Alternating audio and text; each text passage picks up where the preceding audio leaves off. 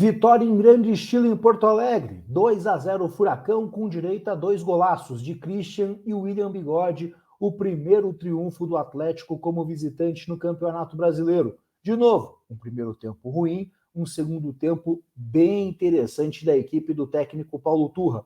O que mudou da primeira para a segunda etapa? Por que o Furacão saiu vitorioso do estádio gigante da Beira-Rio? Tudo isso a partir de agora aqui no De Olho no Jogo.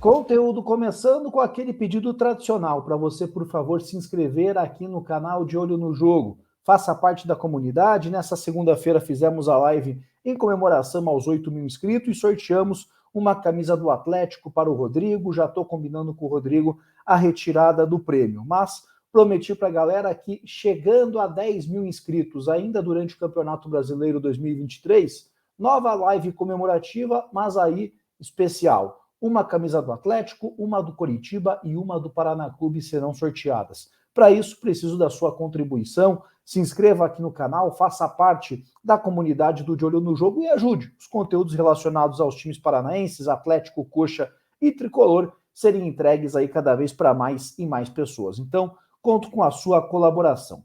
Para começar a falar de Internacional e Atlético, vou colocando aqui já os melhores momentos cedidos pela TV Pampa, o SBT de Porto Alegre, porque o primeiro detalhe que a gente vai ter que abordar, né, as mudanças na escalação do técnico Paulo Turra. Fernandinho, Terans e Rômulo sequer foram até Porto Alegre, isso já premeditado, e aí durante o dia estourou essa informação envolvendo o lateral esquerdo Pedrinho e o volante Brian Garcia. O Pedrinho seria titular na equipe atleticana, ambos foram citados ali nas investigações a respeito das apostas que estão acontecendo no mundo do futebol, com jogadores ali sendo envolvidos. O Atlético cortou o mal pela raiz, teve uma conversa do Felipão com o Pedrinho, o Alexandre Matos também, acredito que até mesmo o Paulo Turra, mas aí já cortaram o mal pela raiz, já afastaram um jogador que já voltou para Curitiba, nem ficou na concentração em Porto Alegre. Então era um Atlético com um posicionamento parecido do jogo contra o Flamengo, ideia parecida, mas com muitas mudanças, né? 4 peças, 40%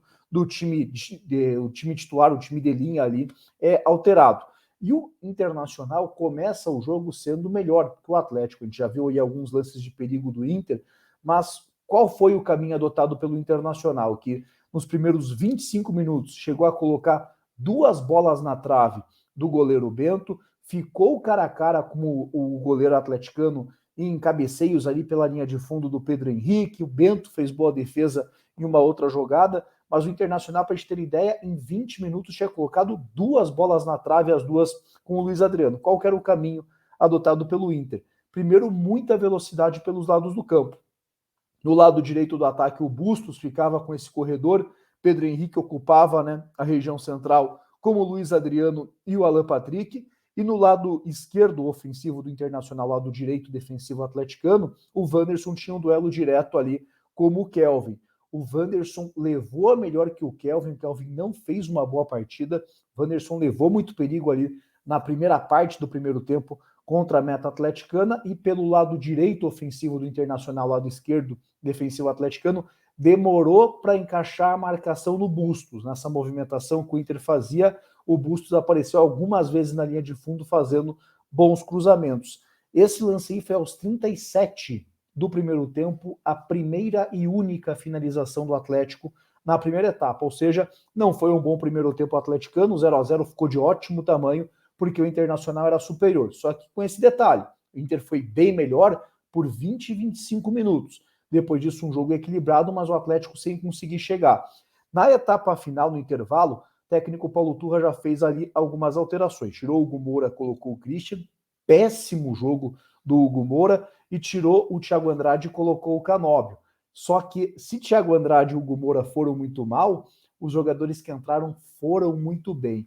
O Canóbio, mesmo errando ali muitos gestos técnicos em alguns momentos, na finalização, cruzamento, mas fez uma movimentação aberto pelo lado esquerdo que matou ali essa situação do Bustos, essa movimentação do Bustos, e deu vida ao lado esquerdo ofensivo do Atlético. Conseguiu ali boas comunicações com o Fernando conseguiu alguns bons cruzamentos e não sofreu no segundo tempo. E aí o Christian por dentro fazia o jogo do Atlético fluir. Então era um segundo tempo em que o Atlético ocupou bem mais o campo ofensivo e que travava a equipe do Internacional. Só o Atlético atacava. E aí o Atlético atacando muito, o que vai acontecer? Vitor Roque vai participando muito do jogo.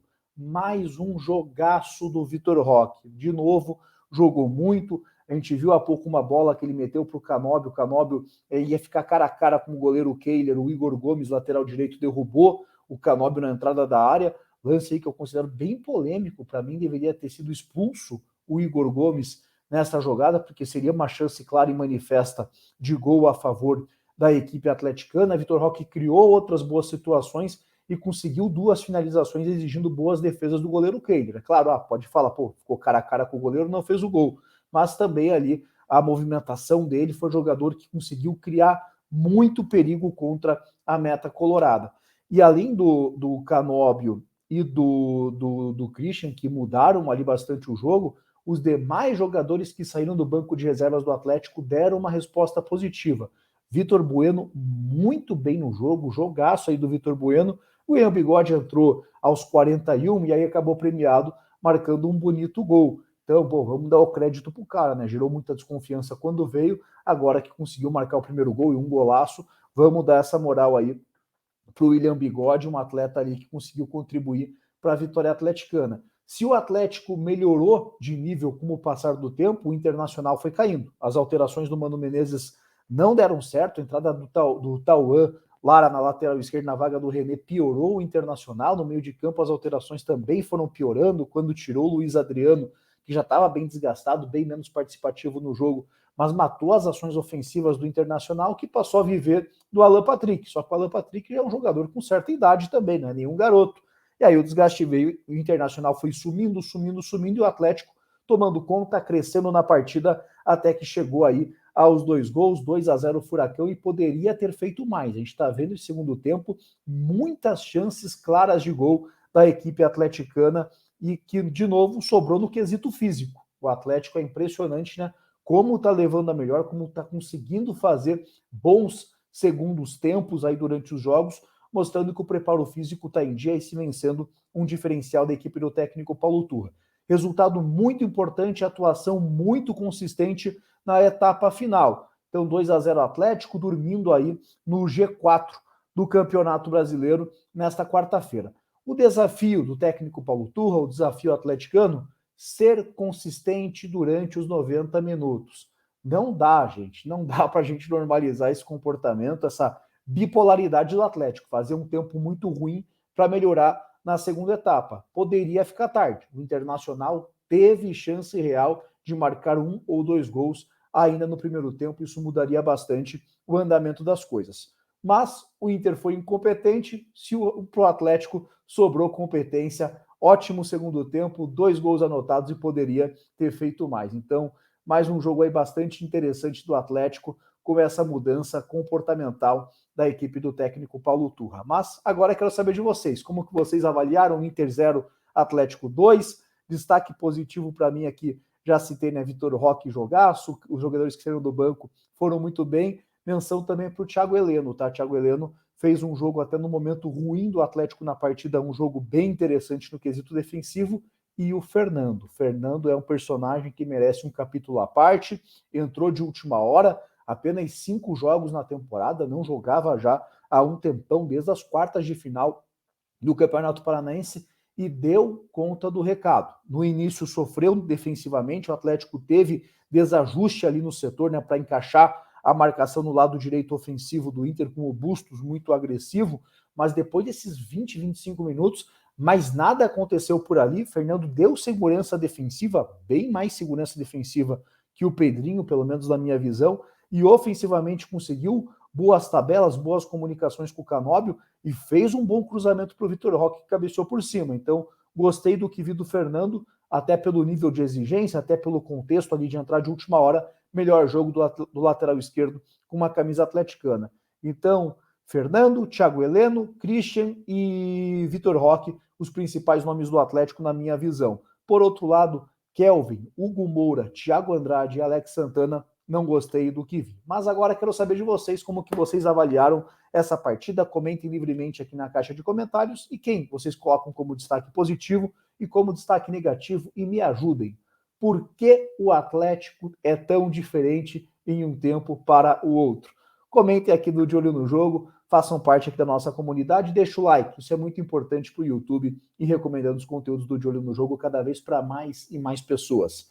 Já pensamos em Clássico Atletiba, então acessa lá kto.com, faça o seu registro, use o cupom de olho, tudo junto, tudo maiúsculo, você ganha 20% de bônus. kto.com, as melhores cotações para o Clássico Atletiba. Cotações para domingo, 1,71 para a vitória atleticana na Arena da Baixada, 3,66 para empate, 5 para a vitória do Coritiba. Então não fique fora dessa, acesse lá kto.com, faça o seu registro usando o cupom de olho, você ganha 20% de bônus. Nesta sexta-feira pela manhã, conteúdo a respeito de Coritiba e Vasco da Gama. No sábado, conteúdo a respeito do Atletiba, como chegam Atlético e Coxa para o primeiro clássico no Campeonato Brasileiro. No domingo, vai acontecer o clássico, 6h30 da noite, vou trabalhar, vou chegar tarde, então segunda cedo, uma resenha sobre o Clássico Atletiba, o que vi na Arena da Baixada no primeiro clássico no Campeonato Brasileiro, e aí na segunda-feira à noite, live aqui no De Olho no Jogo para repercutirmos juntos o clássico deste domingão. Um abraço a todos e até mais.